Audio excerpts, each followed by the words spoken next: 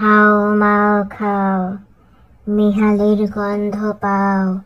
এই মিহাল, তুমি এত দুষ্ট হয়ে গেছো কেন? তুমি নাকি কিছু খেতে চাও না, পড়াশোনাও করো না মিহাল। তোমার বাবা মা বলেছে মিহালকে ধরে নিয়ে যাও, লালটু ভূত।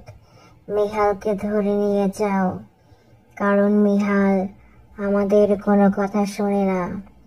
তাই আমি সিদ্ধান্ত নিয়েছি আজকে রাতে তোমার কাছে আসবো মিহাল।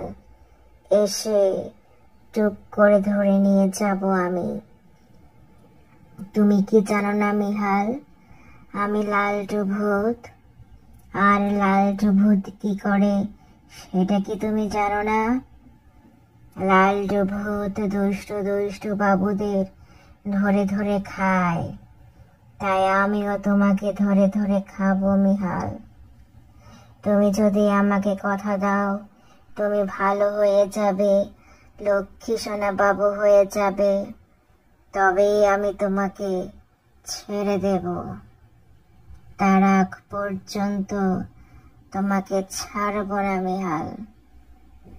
মনে রাখবে মিহাল, বাবা মা যা বলে সন্তানদের ভালোর জন্য বলে। তোমার বাবা মা তোমাকে যেটা বলছে মন দিয়ে পালন করো। যদি পালন না করো তাহলে মট মট করে চিবিয়ে খাবো। আমার লালটু ভূতের রাজ্যে তোমার মতো অনেক বাবুরা আছে। তুমি দেখেছো তাদের কি অবস্থা করেছি আমি মিহাল?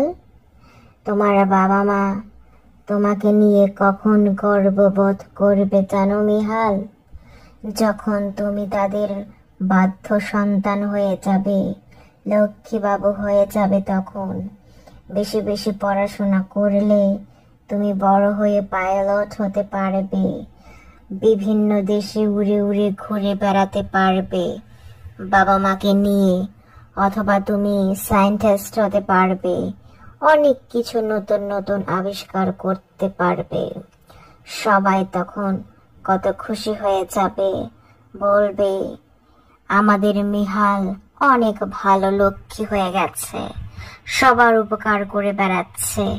মনে রাখবে মিহাল, তুমি যদি ভালো হয়ে যাও, লক্ষ্মী বাবু হয়ে যাও, তাহলে আমিও তোমার বন্ধু হয়ে যাব মিহাল। তোমাকে অনেক আদর করব আমি মিহাল। তুমি দেখেছো আমার